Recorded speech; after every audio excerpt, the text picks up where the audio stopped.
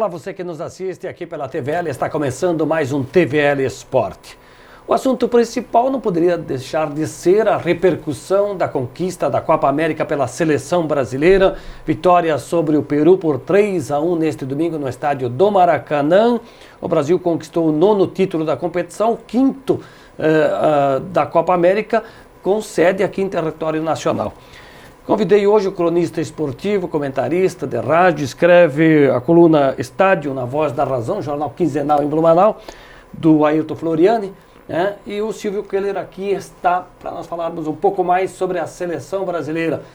O futebol da seleção pós-vitória contra a Argentina e a conquista neste domingo diante do Peru se reencontrou sob o comando do técnico Tite. Silvio, prazer tê-lo aqui. Olá, Minosso, bom estar com você, com o seu público aqui no TV Esporte para falar daquilo que te gosta e acompanha o futebol. Muitas vezes com as vitórias a gente se acomoda e não aprende e não se tira o que deve se tirar delas, que é o aprendizado. Eu acredito que nesse caso não. O Tite, que deve seguir, vamos falar disso depois, no comando com o projeto Qatar 2022, tirou lições, ele já se pronunciou no sentido de acertar o que precisa ser acertado. Vencer e vencer em casa sempre é bom, mas voltando ao que eu falei, nós não podemos tampar o sol com a peneira das coisas que precisam ser corrigidas. Silvio, muita gente chegou a falar sobre as mudanças que o Tite fez e que deixou de fazer na Copa do Mundo da Rússia. Mas as mudanças feitas agora na Copa América me parece que foram meio que forçadas, né? O Neymar foi cortado por lesão, o Cebolinha, né, acabou entrando na equipe porque o William também não estava bem, foi chamado em cima da hora. E, enfim, nós tivemos ali alguns jogadores que atuaram, foram a campo por necessidade, não por opção do treinador. Exato. A saída do Neymar promoveu a necessidade de que houvessem mais protagonistas no processo de fazer futebol. E nós vivemos um futebol com esporte coletivo com uma tendência muito grande de nós transferirmos a responsabilidade para o chefe, né, para o protagonista. Então, o Neymar, no passado o Garrincha, Pelé, enfim. Mas o conjunto do futebol que os europeus têm praticado nos tem feito beijar a lona, nos tem feito fracassar. Então essa é a grande lição que eu vejo que o Brasil tira da Copa América, a transferência do protagonismo para o conjunto da equipe. E isso, houve uma correspondência, houve um atendimento disso à medida em que Gabriel de Jesus apareceu, Everton, Cebola também, e isso é um dos pontos positivos, né? Nós deixarmos de transferir o protagonismo para o chefe ou para um eterno salvador da pátria. Porque ele, sendo bem marcado, numa retranca bem trabalhada, deixa de ser uma solução fácil. Você fala do Everton e na marcação que ele sofreu o primeiro tempo contra a Argentina, por exemplo, já não conseguiu render o que se esperava. Exato. Mas agora, o Tite do conservacionismo, né? E até se entendia que ele precisava ganhar essa Copa América até para continuar no cargo.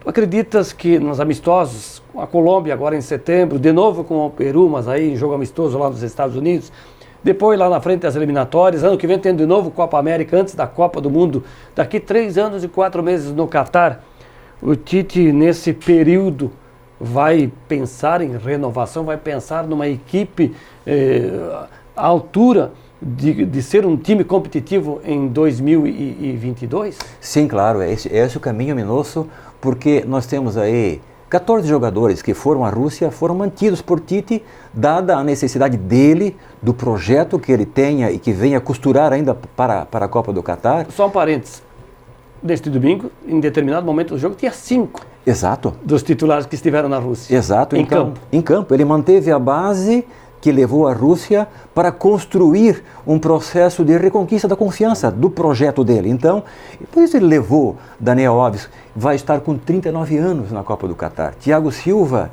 34, William com 30, então são jogadores que dificilmente chegaram lá, dada a grande exigência do futebol moderno na questão física, ainda mais pelas alas, né? Mas tem outros aí com mais idade, o Miranda, por exemplo. Miranda também é outro.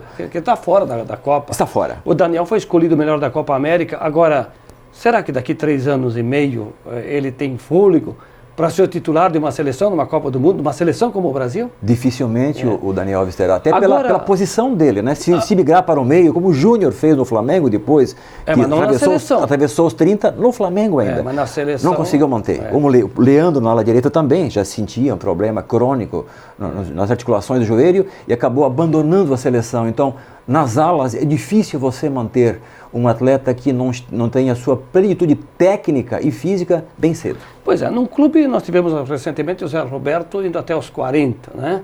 Uma exceção. O Léo Moura continua lá no Grêmio, mas joga o quê? Tem futebol para 20 minutos? São as exceções que confirmam a regra de que pelas alas tem que ter uma plenitude física e técnica muito cedo para sobreviver, dada a exigência dos sistemas técnicos e táticos modernos. Então vamos para o meio de campo, o Danilo, que chegou numa certa idade também. Também. Está lá no Vila Nova, né, agora? Está no Vila Nova. Mas não é o homem de 90 minutos. Não é homem de 90 minutos. Já não era no Corinthians até o ano passado. Exato.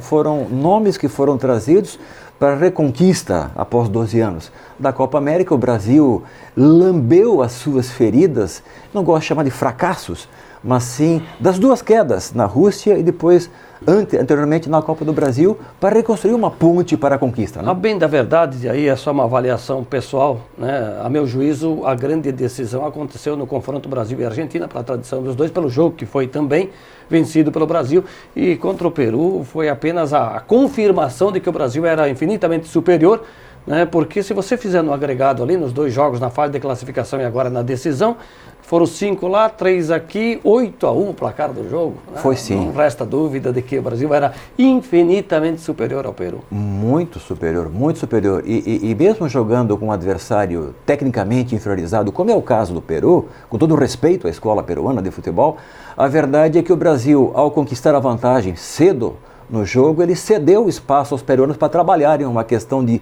tentar buscar alguma coisa no jogo. Mas o Peru mudou um pouquinho também em relação ao primeiro jogo. Melhorou, mas indo para a decisão, foi a grande conquista dos peruanos, na verdade. Agora estão falando que o Gareca interessa a seleção da Argentina, ele que é argentino. É argentino, um jogador que... A Argentina vive os seus fantasmas internos muito bem dentro e fora de campo. Tomara que consiga trabalhar. Eu, como torcedor, quero uma Argentina sempre forte. Para vencê-la quando ela estiver no melhor do seu futebol. Pois aí tem mais sabor, né? E a Argentina faz tempo que não ganha alguma coisa, né? Sim. A última conquista, se é que se conta um vice-campeonato, foi o Mundial de 14 aqui no Brasil. Exato. Agora, Silvio, eu esperava do Uruguai, por exemplo, mais. Acabou eliminado nos pênaltis depois do empate com o Peru no tempo normal em 0-0, foi, né? Exatamente. Tiveram 3 gols anulados, anulados corretamente. Sim, sim. A questão do Uruguai é que ele entrou numa força máxima. São 24 dias, 6 jogos de extrema pressão. E o Uruguai entrou alto na competição e acabou sentindo essa sequência e de certa forma, entre o elenco lá se promoveu uma acomodação e acabaram sendo surpreendidos. Agora, o legal dessa Copa do Mundo foi ver o Maracanã com mais de 60 mil pessoas. Curioso, uma arrecadação superior a 38 milhões de reais. Exato. O futebol deixou de ser, nas bilheterias, o esporte das multidões e do povo. Ingressos a R$500 expulsam as camadas mais humildes, né, das bilheterias. É muito triste isso. Eu acho que tinha muita gente no Maracanã neste domingo que nem é muito do futebol. Foi lá para ver a seleção, para ver a festa. Não é aquele torcedor que vai no jogo do Flamengo, do Vasco, Botafogo, né, Fluminense. Exato. Eu confesso para você sabe, o meu time do coração é o América do Rio. Eu costumo ir ao Rio e ver jogos, mas eu não me acostumei com esse Maracanã sem a Geraldo, os Geraldinos, sem os anéis. Está muito estranho o Maracanã. Ô Silvio, a gente estava falando aqui de renovação da seleção brasileira. Acho que no gol... O Brasil está bem servido de goleiro, né? Está bem servido. Tomou um gol só na Copa América. Ele começou bem e se manteve e não é sóbrio. Só com a camisa da seleção. Não. É no clube onde ele atua lá fora. E lá também. É bem referendado. É uma máxima, né? Cansada de ser dita de que o futebol, uma grande equipe começa com um bom goleiro e começa então com um bom goleiro o Brasil, como com o Cássio também, os suplentes também são bons arqueiros. Não sei se o Cássio para a Copa do Mundo na próxima. Vai ter ainda... mas tem outros bons goleiros aí na seleção. Sim, né? O Brasil deixou de ter Tem o Diego problemas. lá fora, tem outros bons goleiros ainda à disposição. Agora, acho que o Brasil está carente e precisa de renovação nas laterais, nos dois lados. É um processo difícil de renovação e a presença do Daniel Alves, até por ser de confiança, como é o caso do Fagner, que foi novamente lesionado, como foi para a Copa da Rússia também, levou ele jogadores de confiança. Mas, assim, eu sempre me lembro de processos seletivos em clubes aqui da região metropolitana, o 15 de Indaial, o Beck, de cada 10 meninos que aparecem, 8 são volantes. E os outros 2 vão ter que sair o resto das posições. E quem não tem nada com nada acaba sendo o goleiro. Então é difícil. Tem sido difícil repor a qualidade nas alas. O Thiago Silva já tem uma certa idade, o Marquinhos me parece que é um jogador que estará na Copa, né? Tem muita coisa até lá. Meio de campo, o Arthur foi a grata revelação, né? Já devia ter ido para a Rússia ao invés do Tarso. Exato, concordo contigo, concordo. E tem outros jogadores importantes ali, acho que como é que é o Douglas Costa, que gostava aí, é um jogador que tem lugar na seleção. Sim. Enfim, o Gabriel Jesus não pode imitar o Neymar, né, nos momentos difíceis, porque o que ele fez domingo é... O emocional. Então não pode ser assim. Prejudicando ele. Firmino tem que se reencontrar. Sim. Ou reencontrar o futebol com a camisa da seleção, né? Teve uma fase, caiu, mas tem que trabalhar essa questão emocional do jogador brasileiro, né? Ele acaba primando aí, muitas vezes, por uma conduta não desejada, né? O Silvio, para finalizar, o torcedor brasileiro, o brasileiro de um modo geral, com essa conquista da Copa América, está de novo se orgulhando da seleção brasileira? Sim, o brasileiro, ele ama o futebol, ele volta a sentir um clima de confiança, né? E assim, tudo na vida passa. Essas quedas que nós tivemos devem nos servir de lições para que a gente aprenda novamente a mandar no mundo do futebol como foi no passado. E nós, você, fomos acostumados a isso. Queremos voltar a nos sentir bem assim. Silvio, muito obrigado por estar aqui conosco. Uma boa semana. Obrigado, Minosso, ao seu público, um grande abraço e sempre à disposição do TV Esporte. Silvio Keller, comentarista esportivo, esteve conosco aqui nesse primeiro tempo do TVL Esporte. Quero lembrar que pela Série B do Campeonato Catarinense de Futebol, o Beck perdeu em Jaraguá do Sul neste domingo por 2-0 para o Juventus. Tem 7 pontos o Beck no campeonato, é o penúltimo, portanto, da competição. E vai jogar no próximo domingo na abertura do retorno em Indaial, no Gigante do Vale, diante do Fluminense da cidade de Joinville. E nesta segunda-feira, às 20 horas, no Augusto Bauer, em Brusque, tem Brusque Boa Vista, na fase de mata-mata da Série D do Campeonato Brasileiro. Deu empate lá no Rio de Janeiro em 0-0. O Brusque depende de si para construir a classificação e seguir nos representando Santa Catarina na competição brasileira. Nós vamos a um breve intervalo, fique ligado porque na sequência voltamos e o assunto de prioridade vai ser o desempenho do basquete de Blumenau na Liga Nacional e a projeção agora para as competições regionais. Até daqui a pouco.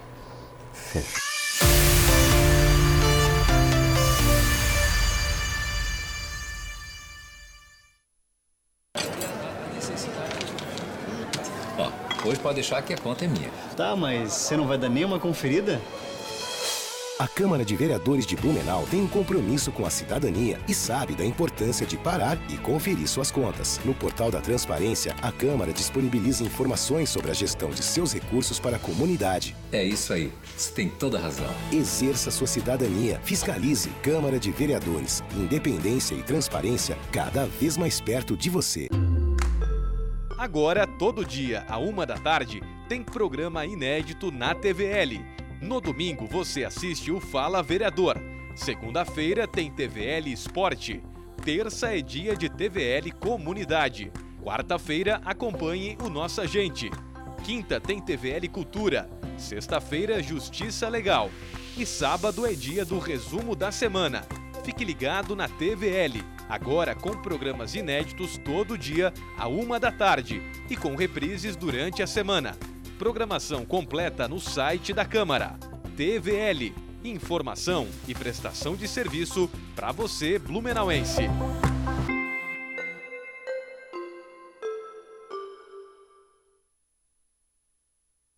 Acesse o portal da Transparência da Câmara de Vereadores de Blumenau.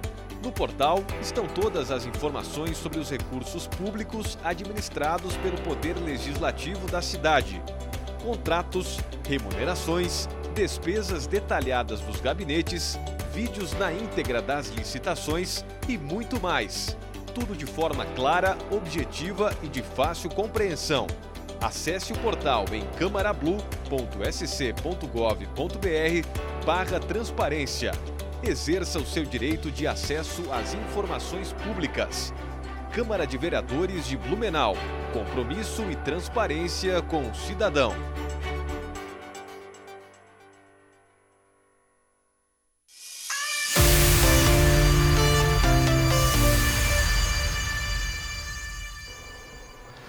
Estamos de volta na sequência do TVL Esporte. Agora, no segundo tempo, a presença do técnico João Camargo Neto, do Blumenau Basquete, que disputou a Liga Nacional. Acabou na fase de mata-mata, sendo derrotado o time de Blumenau 2 vezes lá no Recife e depois aqui em Blumenau pela Uninassal, que acabou com a eliminação do time de Blumenau. Mas o time terminou em 4º lugar na fase de classificação. Pegou o 5º, o time lá do Nordeste se reforçou. O que aconteceu nessa fase? Prazer tê-lo aqui, Camargo. Minosso, um abraço, um prazer falar com você, com as pessoas que acompanham a TVL. Bom, nós ficamos contentes com a 4ª colocação na fase classificatória, mas sabíamos que teríamos um adversário muito difícil no playoff. A Uninassal, ela fez a melhor campanha do retorno em função da vinda da Ramona, da Érica e da Starling. São 3 jogadoras de excelente, de um nível muito alto, mas mesmo assim fizemos um jogo muito bom aqui no turno, no último jogo do turno, vencemos a equipe delas aqui por 7-1-6-8, fomos jogar o playoff lá primeiro em Nassau, não jogamos bem, acabamos tomando quase 30 pontos, uma coisa que era até um ponto fora da curva, e depois aqui, nesse último sábado, fizemos um jogo, não começamos tão bem na parte defensiva. Depois, na volta do intervalo, nos ajustamos e melhoramos, encostamos no jogo. O jogo ficou para um detalhe de final, que podia tanto ser para a equipe delas como para a nossa. Nós cometemos alguns errinhos, algumas escolhas que não foram tão acertadas assim, e acabou vencendo com mérito no Nassau. Diferença de 4 pontos, 65, 61? 65, 61 na última bola mesmo. Assim. Nós buscamos, chegou a ficar 2 pontos, nós iríamos tentar passar. Estávamos com um volume de jogo melhor no final do quarto. Mas basquetebol é assim mesmo, né? Não dá, e a equipe está chateada, né? A gente está satisfeito porque a gente sabia e foi construída uma equipe bem mais forte que a do ano passado, embora o campeonato esse ano esteja muito mais forte que o ano passado. Mais equilibrado. Muito mais forte, né? Com mais jogadoras de fora. Todos os jogadores que estavam na Europa, 90% voltou para jogar no Brasil, exceção da Damiri, só que não está aqui. Então, diria até 99%. Então, é um campeonato que ficou muito forte mesmo. E nós também reforçamos nossa equipe, então nossa equipe estava mais qualificada. Então, ficou uma sensação de poderíamos ter feito melhor, poderíamos ter ido um pouco mais além. Então, isso incomoda um pouco a gente. Até porque o ano passado o Blumenau terminou em 4º na Liga, né? E o objetivo era estar acima dessa posição. Exatamente. Terminou em 4º na fase de classificação esse ano, 29 pontos. Isso. Né? Então, a tendência, o que se esperava era que a equipe pudesse evoluir um pouco mais, o que não aconteceu. Eu vi alguns jogos aqui, aquele jogo com o Veracruz de Campinas, né? Que é o atual campeão da Liga. O jogo terminou em 76. Sim, foi a prorrogação. E foi na prorrogação que as meninas lá do Veldamini acabaram por vencer o jogo. O que me chamou a atenção, Camargo, foi o público, né? Pelo investimento, pelo time que foi montado. Foram lá aqueles que são apaixonados pelo basquete. Olha, Minosso, tem uma justificativa? Então, nós fizemos bons jogos. As pessoas que iam assistir os jogos viam que, mesmo quando nós perdíamos com o Veracruz, eram jogos bons. Então isso motiva o espectador, ele quer ir atrás de um bom espetáculo. E eu também, para nós, ficou uma incógnita, viu? Onde é que nós falhamos? Que a gente sempre traz para nós, né? Nós vamos ter uma reunião de avaliação essa semana ainda, agora no comecinho hoje, amanhã ou quarta-feira temos uma reunião de avaliação geral de tudo, para ver quais foram os pontos positivos, os pontos negativos, aonde a gente tem que melhorar, aonde a gente melhorou e tem que qualificar para melhorar mais ainda, aonde nós cometemos falhas que nós não podemos cometer mais. E penso que essa questão do público é uma coisa muito importante, porque nessa fase final agora, por exemplo, não tinha mais nenhuma competição de quadra na cidade. Então, nós deveríamos de alguma forma ter de alguma forma tentado entrar em contato, tentado uma conexão com o público. Uma mobilização maior com a cidade. Ô Camargo, passada a disputa de Blumenau na Liga essa temporada, agora vem aí no calendário, tem o Sul Brasileiro, o Campeonato Catarinense, Jogos Abertos, né? Jogos Abertos só lá em novembro, né? Isso. Esse ano em Pomerode, Indaial e Timbó. Certamente não vai ficar esse elenco todo aí, até pelo investimento, porque tem um custo altíssimo disputar a Liga. Não que o Blumenau tenha investido igual às demais equipes, né? Mas para Blumenau é um custo considerável. Vai haver dispensas? Como é que se projeta o futuro da equipe? Não, com certeza o patamar de uma Liga Nacional, o investimento, o aporte que é feito é para uma competição onde os atletas, nós todos ficamos 24 horas em função dessa liga. Para um evento estadual local, a gente tem que reduzir custos para nos adaptarmos à realidade do que o Estado oferece, do que a cidade oferece, do que a Fundação nos oferece. Então a gente sabe disso. Haverá algumas mudanças irão ocorrer, algumas atletas terão seu contrato rescindido ou por parte delas ou por nossa parte, mas, por exemplo, de comum acordo, a gente já sabe que a Valesca vai voltar, a Blockton americana vai sair, porque a gente não consegue contemplar, embora sejam pessoas que são excelentes atletas, mas a gente não consegue no nosso organograma, no nosso orçamento, contemplar essas meninas. Né? Agora, eu citei aqui as competições pela ordem, qual vai ser o próximo compromisso? Vai ser o Sul-Brasileiro, não, o estadual começa agora, já em agosto, né? Eu de data agora não vou lembrar, mas depois o Sul-Brasileiro vai intermediar com isso, que é um final de semana na verdade só. E depois tem os Jogos Abertos em novembro.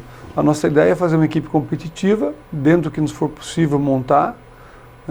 Também dentro dessa reunião nossa já vai estar a avaliação já, por isso que essa reunião é nessa semana, para já definir tudo que a gente vai poder manter ou montar um grupo para tentar manter a hegemonia no estado. Bom, você continua em paralelo ao trabalho aqui em Blumenau servindo a seleção, né? Isso. E aí tem compromisso lá também. Eu embarco na próxima terça-feira, eu me apresento no Rio de Janeiro, lá em Deodoro, na Vila Militar. Os treinamentos serão terça lá. Agora neste dia 9 ou na próxima semana? Na próxima terça, dia 16. Dia 16. Isso, me apresento lá, nós vamos treinar até o dia 30, e aí embarca para Lima, no Peru. Que tem a competição que lá, tem o né? Pan-Americano. Qual é as condições do Brasil aí nessa competição? Olha, eu acredito que com a vinda do Neto e com a filosofia que ele vai querer implantar, eu acredito que isso vai dar uma motivação muito grande para as meninas. É óbvio que nós temos que fazer um trabalho conceitual de reestruturação de toda a cadeia, do adulto até o sub-12. E isso tem que ser passado para todos os técnicos da seleção, porque quem chegar lá, a nossa filosofia de trabalho é essa aqui. E a pessoa não vai colocar dela, vai ser uma estrutura de conceitos, de fundamentos para serem trabalhados em todos os níveis da seleção. E a gente gostaria que isso fosse reproduzido em cada federação, em todos os clubes das federações, em todo o Brasil. Porque aí a menina e o rapaz, no caso a menina, ela vai sempre que ela vai ter uma linha mestra condutora.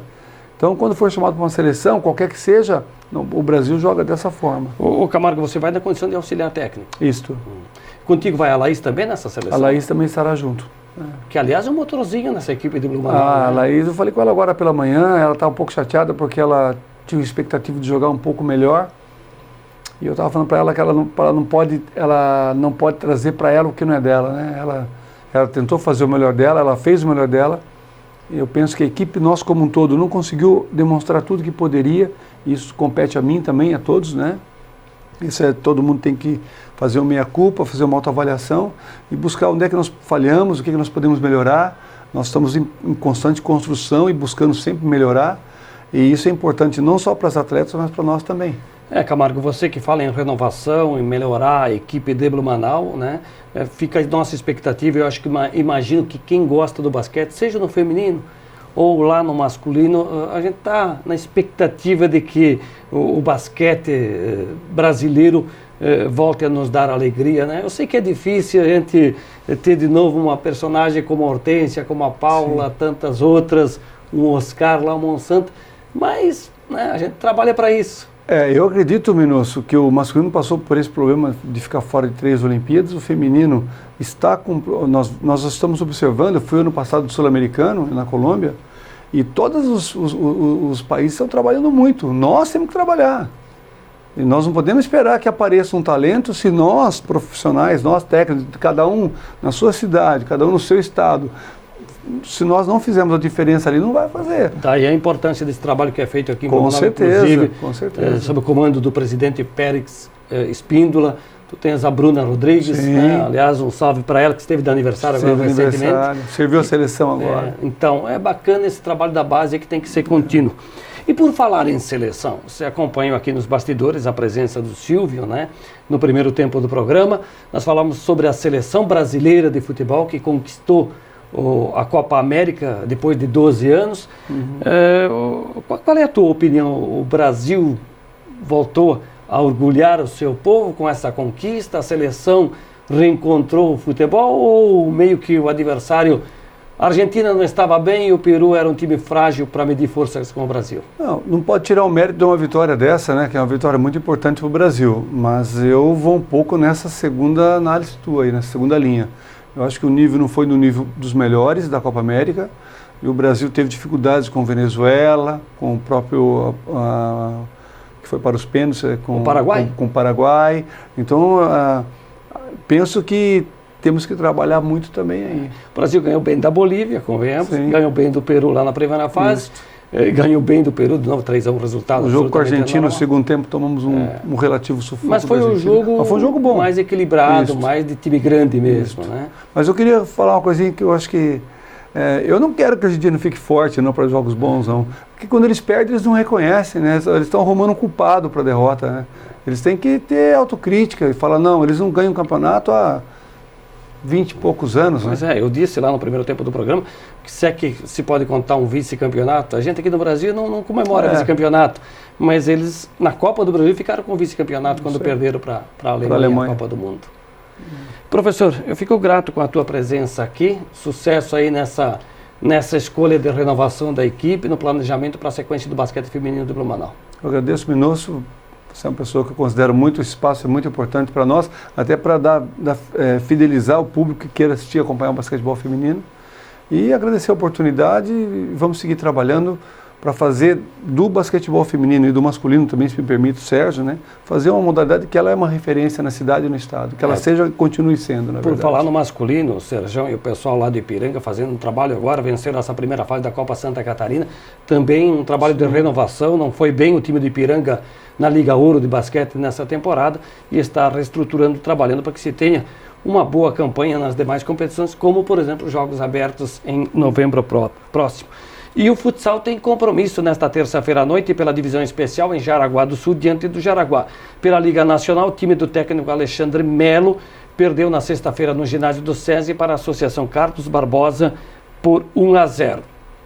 Passada a Copa América, retomamos o Campeonato Brasileiro das séries A e B, porque a Série C e a Série D, a bola rolou normalmente, tanto que o Brusque, por exemplo, joga na noite desta segunda-feira, no jogo de volta da fase de mata-mata em casa com o Boa Vista, depende do Brusque. Se vencer, segue na competição.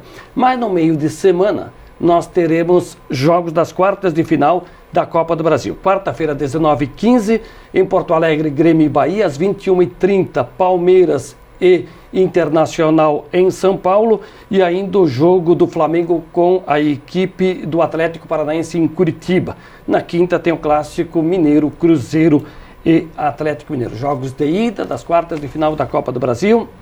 No próximo final de semana, já a retomada do Campeonato Brasileiro de Futebol. Você que nos fez companhia até aqui, muito obrigado pela preferência. Eu te convido para que você siga nos fazendo companhia, acompanhando assim a programação da TVL. A todos um grande abraço e até a próxima.